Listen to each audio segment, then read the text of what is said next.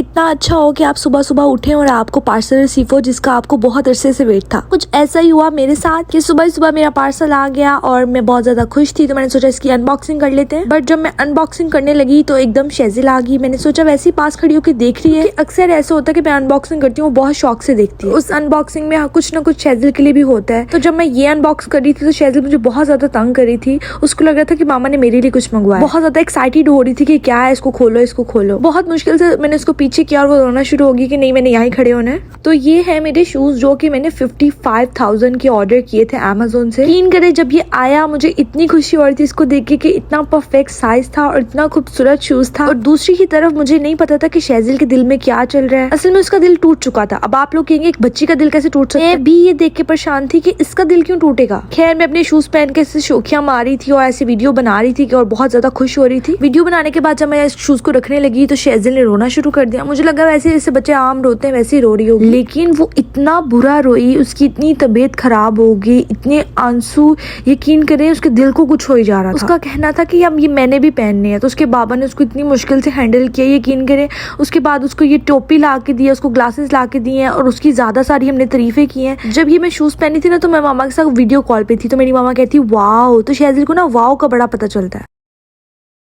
तो जी अस्सलाम वालेकुम, welcome back to my YouTube channel, hope you guys are well. तो आज का व्लॉग मैं गाड़ी में स्टार्ट कर रही हूँ क्योंकि अभी मैं जा रही हूँ कुछ शॉपिंग करने के लिए। तो मैंने सोचा व्लॉग भी स्टार्ट कर लेते हैं। तो आज मैं आप लोगों को दिखाऊंगी कि मैं क्या क्या शॉपिंग करती हूँ और शॉपिंग करने के बाद जब मैं घर आती हूँ तो उसको कैसे संभालती हूँ, सारा कुछ दिखाऊंगी। तो रहिए मेरे साथ, से कनेक्टेड। उसके बाद जी हम सबसे पहले डॉलर ट्री पे आए थे, यहाँ से मैंने कुछ सामान लेना था। खैर मैं आपसे शेजिल की बात कर रही थी कि इतनी बुरे तरीके से वो रो रही थी ना कि उसका सांस भी नहीं आ रहा था। तो उसको देख के मुझे कुछ हो गया कि यार इसको कुछ हो ना जाए। तो हमने पता नहीं कैसे करके उसको चुप करवाया। वो बहुत ही ज्यादा जिद्दी हो गई थी कि वो शूज मैंने पहनने हैं। खैर हम लोग यहाँ पे डॉलर ट्री पे आते हैं। यहाँ पे हर चीज डॉलर की है। यहाँ पे अमेरिका में इससे सस्ती दुकान नहीं कोई, क्योंकि यहाँ पे हर चीज डॉलर की है और डॉलर से सस्ता यहाँ पे कुछ नहीं मिलता। यहाँ से मैं अपनी रेगुलर चीजें लेने आती हूँ, सफाई वगैरह की और स्क्रॉच ब्राइट और इस तरह की चीजें ले लेती हूँ यहाँ से। मैं सेम चीजें यहाँ पे $1 की होती है और सेम चीजें बड़े मॉल में ना ज्यादा डॉलर्स की होती है। तो मैं प्रेफर करती हूँ मैं यहाँ से ले लूँ। यहाँ पे हर किसी के अपने रेट होते हैं। वही ड्रिंक यहाँ पे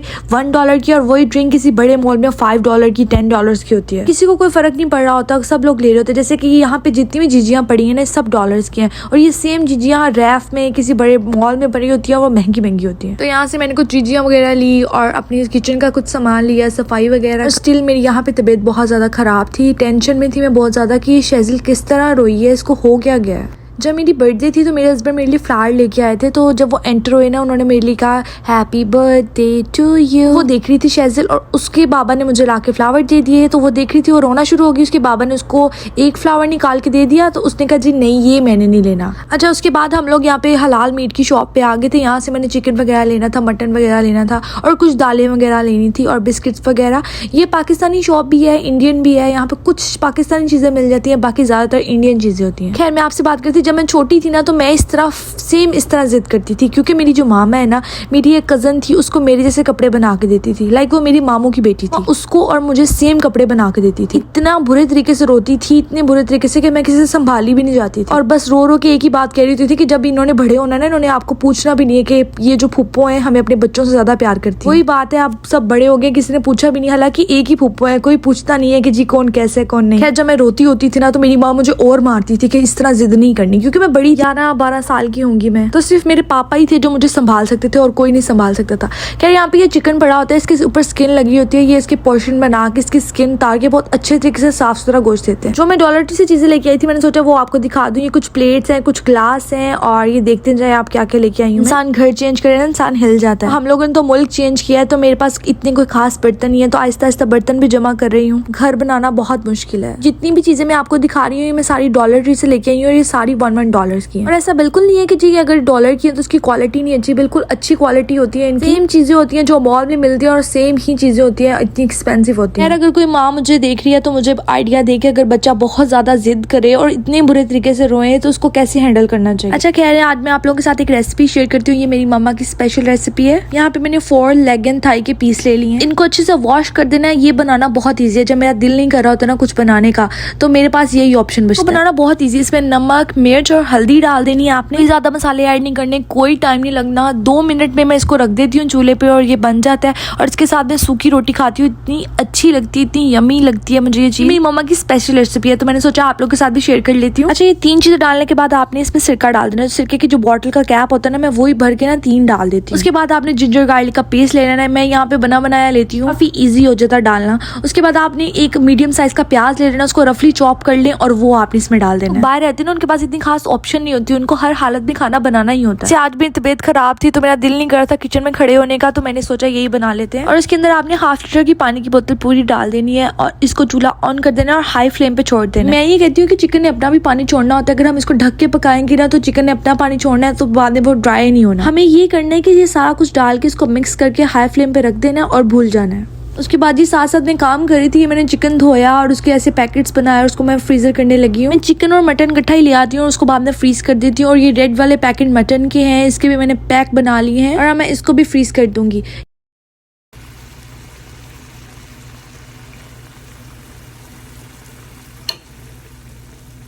जब पानी ड्राई हो जाए तो उसको किसी खुले बर्तन में निकाल लेना। मैंने इसको ट्रे में रखा है और उसको पंखे के नीचे रख दिया है। उसके बाद इसमें थोड़ा सा आटा डाल देना है, 1 मुट्ठी भर के, और उसको मिक्स करके आपने फ्रीजर में रख देना है। उसके बाद आपने इसको फ्राई करने हैं, डीप फ्राई कर ले तो ज़्यादा बेटर है। और ये देखिए बहुत प्यार से आ गई है जी ब्यूटी टिप की। तो आज की ब्यूटी टिप ये है कि जब मैंने आप लोगों के साथ ना एक हेयर परफ्यूम शेयर की थी तो उसमें बहुत सारी लड़कियाँ मुझे ना कमेंट कर रही थी कि आप भी हम रेगुलर जो परफ्यूम अपनी बॉडी पर लगाते हैं वो हम अपने बालों पर भी तो लगा सकते हैं। तो मैं उनको कहूँगी जो रेगुलर परफ्यूम होता है ना वो बहुत मतलब स्ट्रॉन्ग होता है। अगर अल्लाह ना करे आपकी स्कैल्प पे लग जाए और आपको कोई उल्टा इफेक्ट हो जाए तो आपके सारे बाल उतर जाएंगे। वो टाइम और था कि अगर आपके बालों में से शैम्पू की खुशबू आ रही है तो आप बहुत अच्छे लग रहे हैं, लाइक आपकी फ्रेगनेंस अच्छी आ रही है आपसे।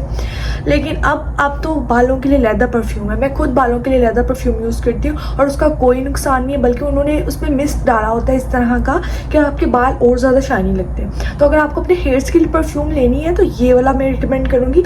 ये तो यहाँ से मिलता है, लेकिन अगर आप पाकिस्तान में रहते हैं तो पाकिस्तान में जो स्पेशली हेयर्स के लिए है वो यूज़ करिए। ये तो मेरा छोटा सा व्लॉग, उम्मीद करती हूँ आपको पसंद आया होगा। मिलती हूँ आपसे नेक्स्ट व्लॉग में, तब तक के लिए अल्लाह हाफिज़।